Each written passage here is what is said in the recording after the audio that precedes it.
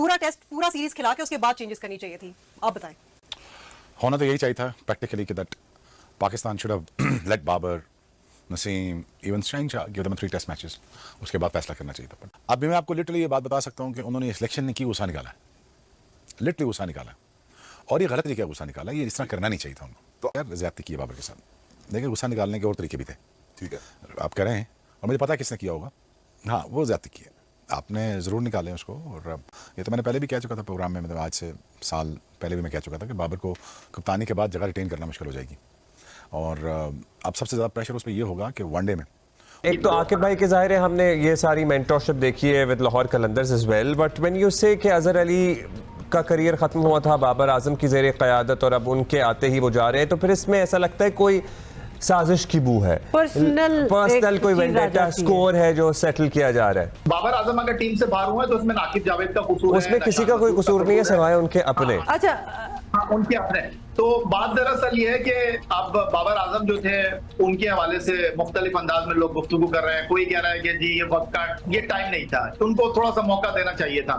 अगर उनको खिला लेते तो कहते यार और कितना खिलाएंगे, इनको आराम देना चाहिए था। आप क्योंकि मुझे ऐसा लगता है कि ये टोटल एक प्री प्लान हुआ है बाबर आजम को ड्रॉप करने के लिए, उसके साथ ये सब कुछ हुआ है, क्योंकि ये तरीकेकार नहीं था। किसी भी ऐसे प्लेयर को, जो भी प्लेयर अपनी टीम के अंदर एक लेवल रखता हो, उसको ड्रॉप करने का ये तरीकेकार नहीं होता। एक नॉर्मल प्लेयर होता है ना, आप उसको किसी सीरीज में भी बिठा देते हैं, छोटी सीरीज में या बड़ी सीरीज में कहीं भी बिठा देते हैं, लेकिन जिसकी एक रेपुटेशन होती है उसके साथ ये सलूक नहीं किया जाता। अब मेरा कहने का मकसद ये नहीं है कि 18 इनिंग्स हो गई तो वो तो रेस्ट होना जो बनता है या ड्रॉप होना बनता है, और ये जो रेस्ट का नाम है ना, ये सब बेवकूफ बनाया जा रहा है। ये प्री प्लान हुआ है, इसको ड्रॉप किया गया है। मुझे जिस तरह से निकाला जाता है वो गलत होता है, ड्रॉप किया जाता है, फिर बाद में बोलते हैं हमने रिलीज कर दिया, सरफराज को रिलीज कर दिया। ये बहुत बड़ी चीज हुई है। 2 पाकिस्तान के जिन्होंने ज्यादा कैप्टनसी की है, सरफराज या बाबर, आपने उनको मतलब रिलीज कर दिया या ड्रॉप कर दिया। 2 कैप्टन आपके बड़े थे, तो इसमें तरीकाकार आपका हो सकता है कि आप ठीक है अपनी जगह पे, वो सब मान रहे हैं इस बात को, लेकिन तरीकाकार गलत होता है कि किसी को थोड़ी सी रिस्पेक्ट दी जाती है। और हमारे यहाँ जितने भी स्टार रहे हैं उनको बाद में इसी तरह से ड्रॉप करके बोल देते हैं हमने रिलीज कर दिया। उन्होंने बोला कि ये बाबर, शाहीन, नसीम, इन बेचारों का क्या कसूर है जो पाकिस्तान टीम इतना बुरा खेल रही है? ये किसने कहा है? नासिर हुसैन ने। उन्होंने बोला पाकिस्तान क्रिकेट का स्ट्रक्चर इस तरह का बना हुआ है कि इन खिलाड़ियों की तो गलती नहीं बेचारों की। उन्होंने बोला कि 26-27 सिलेक्टर पिछले 1-1.5-2 सालों में आपने चेंज किए हैं, 26-27 सिलेक्टर। उन्होंने बोला दुनिया का कोई एक बोर्ड बताएं जहां पर इतनी शिफ्ट होती हो और वो टीम अच्छी खेल रही है। उन्होंने बोला आप स्पोर्ट्स ऑर्गेनाइजेशन छोड़ें, कोई और कॉर्पोरेट ले लें, ऑर्गेनाइजेशन ले लें, कोई भी ले लें जिसमें इतनी चेंज आती हो, स्विफ्ट चेंज आ रही हो, वो कब तरक्की कर सकता है? एक बात बताएं, सेकंड टेस्ट मैच के लिए जो टीम अनाउंस हो रही है, पूरा मोहल्ला बैठा हुआ वहां क्रिकेट बोर्ड के अंदर। वो क्यों बैठा हुआ है? क्या काम है मेंटोर्स का? ठीक है, मेंटोर्स का क्या काम है?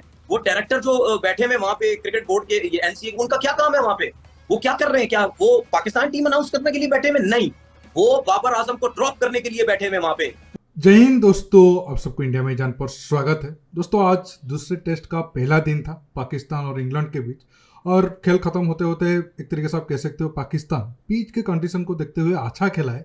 लेकिन पाकिस्तान के जो एक्स क्रिकेटर है, खासकर मैं शोएब अख्तर का नाम लेना चाहता हूँ, उनको एक तरीके से आप कह सकते हो वो ज़्यादा गुस्से में है पीसीबी के ऊपर, और जो नए सिलेक्टर आड़ हुए हैं उनके ऊपर, क्यों बाबर, शाहीन और नसीम को बाकी 2 मैच से ड्रॉप कर दिया गया, खासकर बाबर आजम को लेकर। क्योंकि पाकिस्तान के कुछ एक्स क्रिकेटर हैं, उनको लगता है कि बाबर आजम को साजिश करके उनको टीम से बाहर किया गया। लेकिन जो प्लेयर आज उनके एक तरीके से आप कह सकते हो उनके एक्सचेंज में आज खेल रहे थे, वो डेब्यू में 100 मार दिए हैं। तो अब देखना होगा कि पाकिस्तान में आने वाले टाइम में काफ़ी इंटरेस्टिंग रहने वाला है। और बाबर आजम के ऊपर खतरा ये है कि आगे क्या उनका पोजीशन T20 और वनडे में बनेगा, या फिर बिल्कुल वो टीम से बाहर हो जाएंगे। इस बात को लेकर जो भी दोस्तों डिस्कशन हो रहा है पाकिस्तान मीडिया में, आप आखिर तक की वीडियो को एंजॉय करिए। और आप सबसे रिक्वेस्ट है, ये वीडियो को ज़्यादा से ज़्यादा लाइक शेयर करना बिल्कुल मत भूलिए। ये बाय फोर्स चेंजेस हैं, क्योंकि अब आपके पास कोई ऑप्शन मौजूद नहीं था इन तब्दीलियों के अलावा। होना तो ये चाहिए था कि पाकिस्तान क्रिकेट बोर्ड ये तब्दीलियां करता इस सीरीज से पहले, लेकिन हुआ ये कि हम जो अमेरिका में वर्ल्ड कप में शर्मनाक शिकस्त से दो चार हुए, उसके बाद बांग्लादेश के खिलाफ हम नाकामी के मुतामिल हो नहीं सकते थे, इसलिए हमने बांग्लादेश के खिलाफ भी अपने ट्राई एंड टेस्टेड खिलाड़ियों को मौका दिया। वहां पर भी हाथ कुछ नहीं आया, हाथ खाली रह गए। फिर हमने सोचा कि यार हम मुल्तान में एक बैटिंग पिच बनाकर जो है वो इंग्लैंड को घेरने की कोशिश करते हैं। वहां पर भी आपके सामने नतीजा नहीं बदला, लेकिन फिर क्रिकेट बोर्ड ने सिलेक्शन कमेटी को बदला, और मोहसिन रजा नकवी साहब कह रहे थे कि सर्जरी के लिए उनके पास टूल्स नहीं, तो अब उनके पास टूल्स आ गए हैं आकिब जावेद और अजहर अली की शक्ल में। बड़ी इंटरेस्टिंग बात है कि अजहर अली उनका करियर बाबर आजम की अंडर कैप्टनसी खत्म हुआ था और अब बाबर आजम जो है अजहर अली के आते ही टीम से बाहर हो गए हैं। आकिब जावेद की जहां तक बात है वो हमेशा नित नई तब्दीलियों के हवाले से जो है वो तैयार रहते हैं और इस वक्त जो आप 3 स्पिनर के साथ जा रहे हैं, जाहिद महमूद, साजिद खान और उनके साथ जो है वो नोमान अली, देखिए ये पाकिस्तान क्रिकेट का परमानेंट सोल्यूशन नहीं है, ये इस वक्त वक्त की जरूरत है और आपने इस अच्छा व्हेन यू से ना पूरी प्लानिंग हुई है कि यार इसको ड्रॉप करो भाई, किसी तरीके से ये ड्रॉप नहीं हो पा रहा। वो सिर्फ टेस्ट मैच के लिए टीम नहीं, उसके लिए नहीं हो रहा था। तनवीर साहब आपने कहा कि प्लानिंग जो है वो हुई है, तो ये कौन कर रहा है प्लानिंग, इसका कौन है मास्टरमाइंड? मुझे एक चीज बताएं, मेरा सिर्फ कहने का मकसद ये है, आकिब जावेद साहब ने तो कभी भी सिलेक्शन कमेटी की तरफ ध्यान ही नहीं दिया था। वो तो हमेशा कहते थे कि जी मैं पाकिस्तान टीम का हेड कोच बनना चाहता हूँ। मेरी भी उनसे कितनी दफा बातचीत हुई है, मैं भी उनके साथ क्रिकेट खेला हूँ, मेरी इतनी अंडरस्टैंडिंग उनके साथ है। मैं भी उनसे पूछता था, मैं भी उनसे ये कहता था कि भाई आप पाकिस्तान टीम की तरफ क्यों नहीं आते, आप लाहौर कलंदर की तरफ काम करते हैं, सब कुछ करते हैं। तो वो मुझे यही कहते थे कि यार अगर मैं आऊंगा तो हेड कोच आऊंगा, मैं कोशिश करूंगा कि यार हेड कोच आऊं, क्योंकि मैंने पाकिस्तान टीम में डोमेस्टिक क्रिकेट में बहुत ज्यादा काम किया।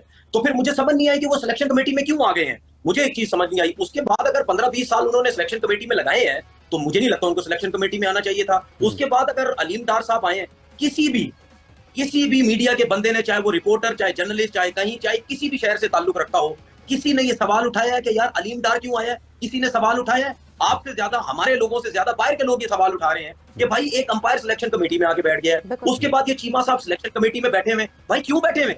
ये लोग अब सारे मिलके, जिनका कोई क्रिकेट से ताल्लुक नहीं है, ये सारे मिलके बाबर आजम का जो है फ्यूचर तय करेंगे कि भाई बाबर आजम टीम में होगा या नहीं होगा। कोई भी नहीं कर सकता। और आप अभी जो चेयरमैन मोहसिन रजा नकवी साहब हैं, इनका टाइम पीरियड पे देख लें, ये 5-6 माह हुए हैं इनको, 3 बार कोचेस बदल गए, 3 बार कप्तान बदले, 4 बार सिलेक्शन कमेटी बदली है, यानी हर महीने नवा।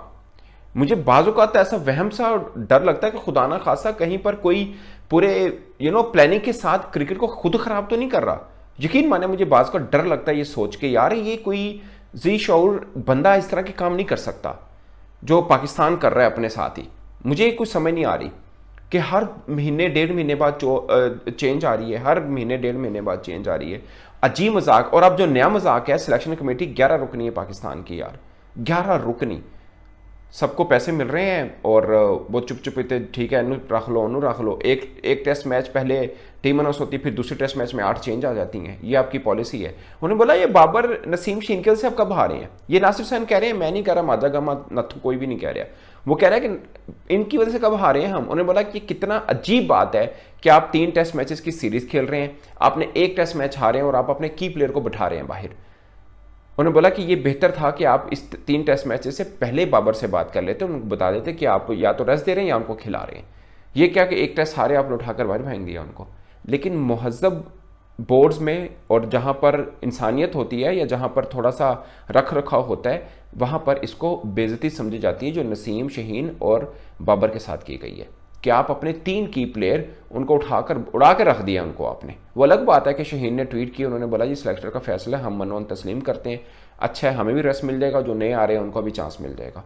ये तो एक सेंट्रल कॉन्ट्रैक्ट की मजबूरी बेचारों की कि वो बोल नहीं सकते क्रिकेट बोर्ड के खिलाफ, और बाबर भी चुप करके निकल गए, नसीम भी चुप करके निकल गए।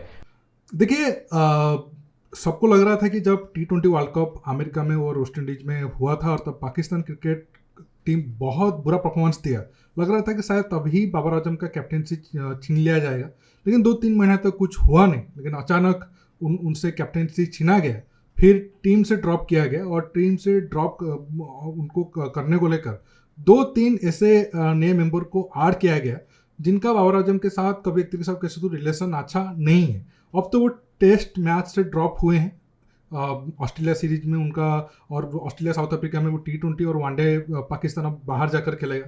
अब डिपेंड करेगा बाबर आजम का कॉन्फिडेंस जिस हिसाब से डाउन है, क्या वो आईओएस सीरीज में और जो कंडीशन उनका एक तरीके से कह सकते हो पाकिस्तान के साथ बिल्कुल मैच नहीं है, ऑस्ट्रेलिया आप ले लो, साउथ अफ्रीका ले लो, वहाँ पर क्या उनका परफॉर्मेंस उस हिसाब से रहेगा।